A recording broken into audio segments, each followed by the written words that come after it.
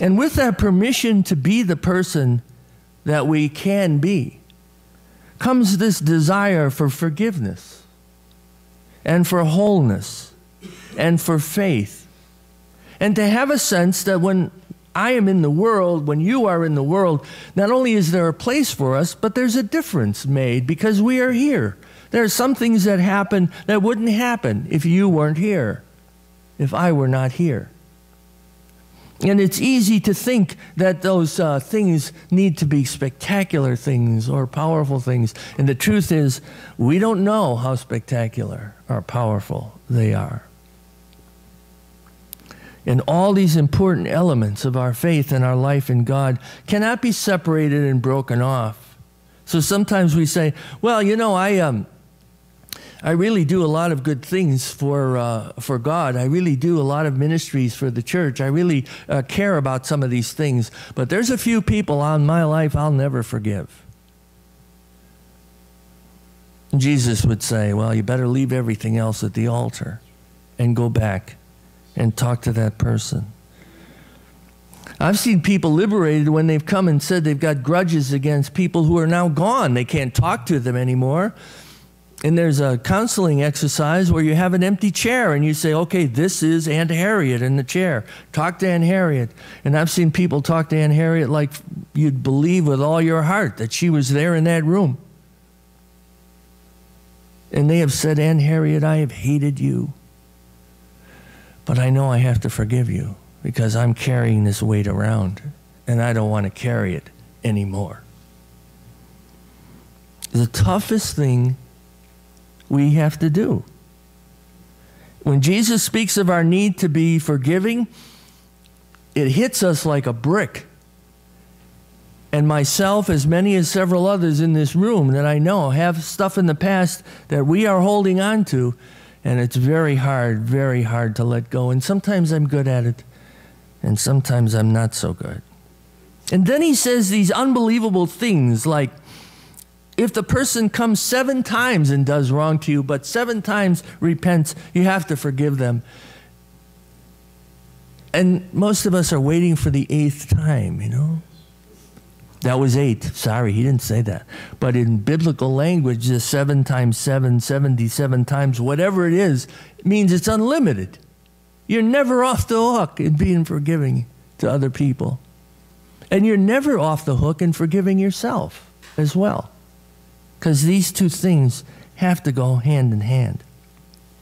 Either giving forgiveness or receiving it, in my mind, is the hardest thing a human being has to do. There's nothing more difficult than being forgiven and feeling forgiven. It's like we have a don't ask, don't tell kind of policy ourselves. Don't ask me about forgiveness, don't tell me about it. It's too tough.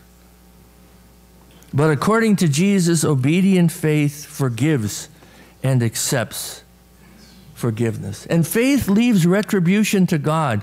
Let God check out whether or not people's repentance is genuine. Let God see if hearts are hard or changed. Isn't it funny, we human beings so often make decisions about other people's motives? I don't think he really means that. I don't think she really cares about that. Oh, that's what she says, but that isn't the way she feels. Like we could make up our minds about that. Often it shows up when people call up here and they're in need, you know. And I decide to help them in what other ways? Out of our parish fund or some other ways. And some people have said to me, are you sure that they need this? What, have I got a meter somewhere? I can hold a phone and it says, lie, truth. You know, I don't know what that is. I don't understand that. And I've often thought that when the time comes, when you get to heaven, you're going to have people report on you that you never even noticed. Or things they will say that you did which were powerful and wonderful things. And you're going to be like, there was a church in our association who one day received a check from a lawyer for $2.5 million. It was a bequest. They were at the council meeting, and the treasurer, with a big, big smile on his face, you can imagine how Joyce would look if she was announcing it to us. By the way, I got this check today for $2.5 million. And we would say, in typical New England wild enthusiasm, we would say, well, that'll probably help. The council meeting, sitting around the table, $2.5 million. No one knew who this woman was. Nobody knew her. They didn't know her name. They didn't know her circumstances. They didn't know anything about her. She had been hospitalized and ministered to by one of their pastors, and it had made all the difference in her life. And so when the time came, she hadn't much family. She left $2.5 million to the church. I was always wondering if the minister got a cut for that. Did they find him and say, well, you know, we really think, never mind, that's a whole nother thing. So you don't know. And to make a decision about what people's motives are or what they're thinking, sometimes you get an inclination or sometimes they tell you outright, but otherwise we don't know. And the woman in the story I read to you at the beginning, the woman who had lost her son in that initiation, she forgives, confident that she must do this for herself. She cannot live being cold and hard any longer.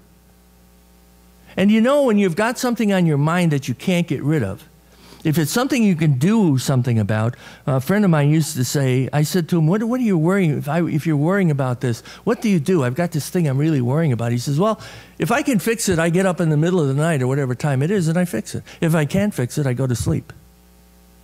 Boy, I hate advice like that, you know. That really was annoying to me at the time.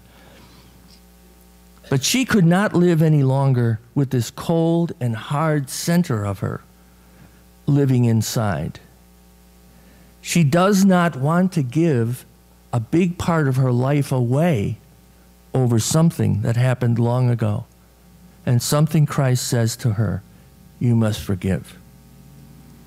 And it didn't make any difference how the man responded.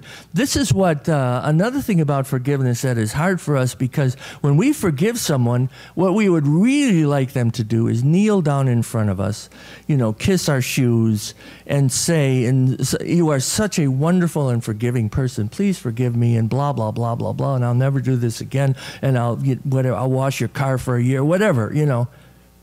That's what we'd like to see. But the forgiveness doesn't make any difference to God. If we say we are forgiving and we're letting go of this, the response of the other person doesn't make any difference.